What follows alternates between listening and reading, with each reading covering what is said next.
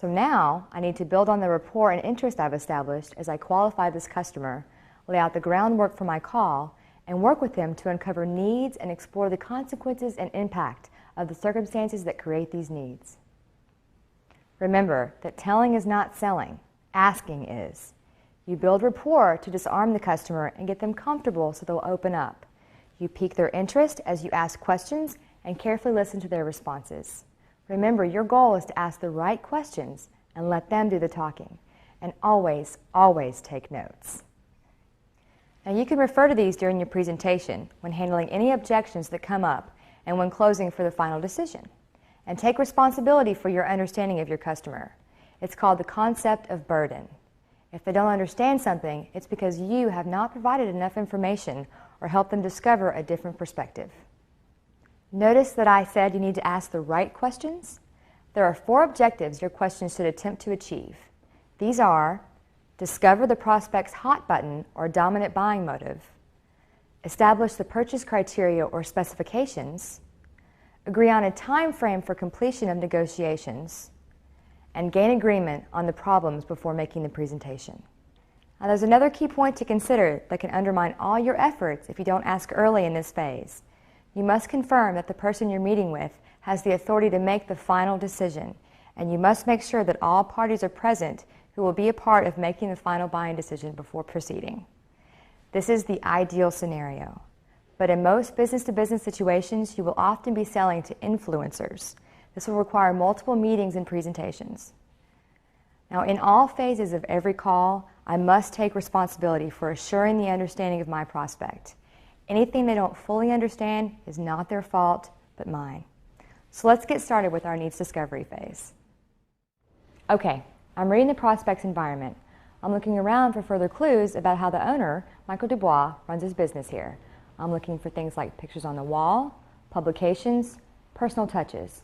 In other words, I'm looking for anything I can use to continue to build rapport, like the pictures on the wall of boys' sports teams. Well, thanks again for taking time to meet with me, Michael. You know, I can't help but notice the pictures of the boys' baseball and soccer teams on the wall. Well, as I said, I believe a business has a responsibility to the community. And besides, I'm a huge supporter of sports for kids. That support is much appreciated, I'm sure. In fact, I believe that the benefits that my company has to offer you will help free up both time and revenue for you to invest in that support. Well, more revenue and more free time would certainly be nice. Now, Michael, in order to make sure that I don't miss any opportunities to help you build that time and revenue, I'm going to ask you some questions. If you feel I ask you something that's too confidential, just let me know and I'll move on.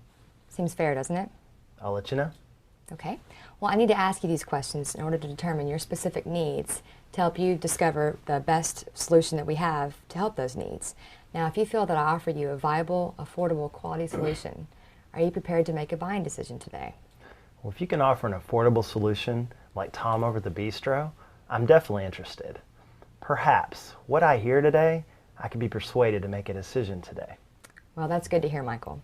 Now, if you feel that the solution that I present to you is a perfect fit for you here at Java and Jams, who other than yourself would be involved in making that decision? Oh, just me, Jennifer. I'll make that decision.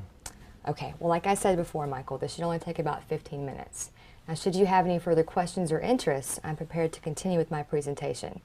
So just let me know how you're doing on time. That seems fair, doesn't it? Seems fair to me, Jennifer. Okay. Well, Michael, have you ever heard about Catering Effects? Well, I have heard the name, but I assumed you were a catering company.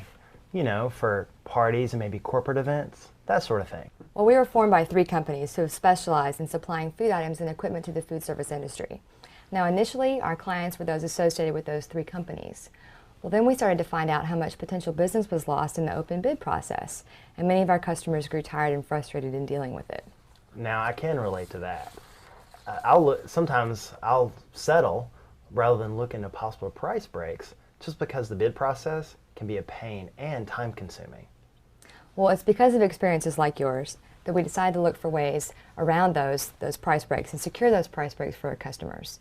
We also wanted to offer a streamlined, targeted delivery schedules that not only cut down on traffic, but were fuel efficient and provided optimum delivery times for our customers. Well, you mentioned streamlined delivery schedules. Heavy delivery days, they can hurt my business, and they tend to happen on heavy traffic days too. Mm-hmm. If there's some way to address that, I'd be a lot less stressed, I'm sure. Well, I know we can help you there, Michael. Our best clients are customers who experience multi-bid and multi-vendor processes and experience the headaches associated with multiple deliveries during the week. Well, so far you've described me to a T. So how many vendors do you currently deal with? Well, let me think. There's produce, dairy, eggs, staple goods, coffee and beverage, paper goods. Let me get my projection sheet. Okay. Well, it definitely seems like there's more, but there's actually 13.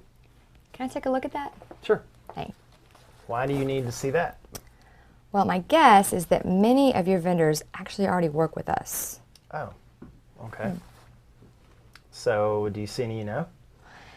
The only one I don't recognize is Egg Southwest. So can you tell me a little bit about them? Whoa, well, they're located in the Valley. I've dealt with them not only here, but at my last job in the University Food Service. Okay. They're a mom and pop type company. They supply both the State University and the community hospital. Great people, really great service. Well, service can make the difference. So counting all 13 vendors, how many days per week do you receive deliveries? I guess every day we get at least 5 deliveries. Dairy and produce, they're daily. CFS and Ryco, they come twice a week. East Coast Foods too. Now Mondays, Wednesdays, and Fridays are our heaviest delivery days. I guess as many as all 13 of our vendors can show up on a Wednesday. Okay, I see that you mentioned Ryco. You know, they're actually one of our founding companies. We order a lot of their staple goods. When we first opened here, a lot of our original kitchen equipment came from them. Any problems with delivery? On Wednesdays, I think they've been late a couple times. Other than that, when we first opened, some pantry items were back ordered, but nothing that really caused any serious problems. So what do you think of the quality that they offer? Well, their equipment is very good. They offer a good variety of food products. Now, variety is becoming more important as our business grows because our menu is expanding as well.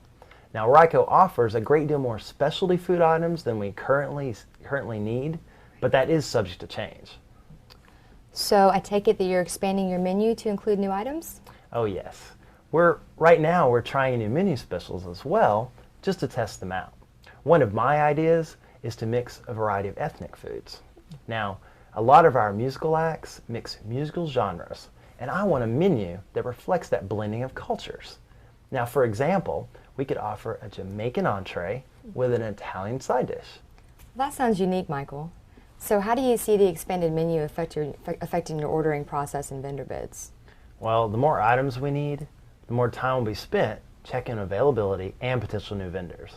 And like I said, I don't always have time to check into that as much as I should. Now, if I introduce a food product whose quality is compromised, it's like shooting myself in the foot. Right. So in order to get the best prices, the best quality items, and the best delivery schedules, that's requiring more time as your business grows. And that's time you're already short on. Is that a fair statement? Well, I don't know if it's fair, but it's accurate. So are there any other areas of your business where expansion may call for additional purchases? Well, didn't you mention seeing a show here? Well, currently, we're in the planning stages of opening a new music venue upstairs. That will require additional seating, lighting, carpeting or flooring of some kind, sound issues. So, Jennifer, do you know anybody that could help us out there?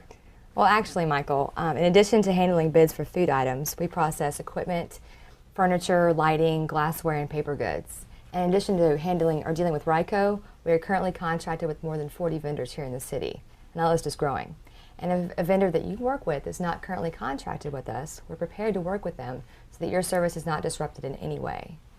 So are you happy with all of your current vendors? Well, quality is fine for all my vendors, as far as I know. There are some pricing concerns, especially with produce and dairy. That market can change so quickly. Now, you had indicated out front that deliveries can really interfere with customer parking and traffic. How often does that occur? Well, there are some delivery issues every week, especially on Mondays, Wednesdays, and Fridays. If my vendors get here before 8 o'clock in the morning, the day runs smoothly, but that doesn't always happen. It's especially unrealistic to think that all 13 of my vendors could be here by that time, but hey, I can dream. Well, do you ever have to make adjustments in ordering because you anticipate problems with shortages or late deliveries? Oh yes, it pays to play it safe, but that ordering strategy does not always work when it comes to perishables. If I can get a good price on staple goods that have a healthy shelf life, then I'll order extra before the bids change again. So, Michael, in addition to delivery traffic and timing concerns, processing bid and ordering, and getting the best price break on a consistent basis, what else concerns you as far as a relationship with your vendors? Availability in the time of crisis, I guess. Sometimes we'll run out of a specific menu item, and if we can't get in touch with the vendor right away, we have to run to the store, pay an arm and a leg for it, and that will cut into profit significantly. Let me tell you about something that happened last week. During our lunch rush, we ran out of roast beef. We wanted to use turkey as a substitute, but the product we'd received, it was spoiled. We tried to call the vendor, and we kept getting a busy signal. We had to run to the deli, pay full price for the turkey, just to get us through the day. Then, one of our industrial toasters that we use for our sandwich breads went dead. And again, we couldn't get in touch with the vendor. We lost revenue from customers that wanted our sandwich specials. The whole thing was a nightmare. So, what if someone could offer a solution to address or even prevent something like that from happening? What would that look like? When I call a vendor to fix a piece of equipment, I expect them to show up on time, guarantee their work, and fix it the first time. If not, I shouldn't have to pay. Just like if product quality is compromised, it should be replaced without any extra charges.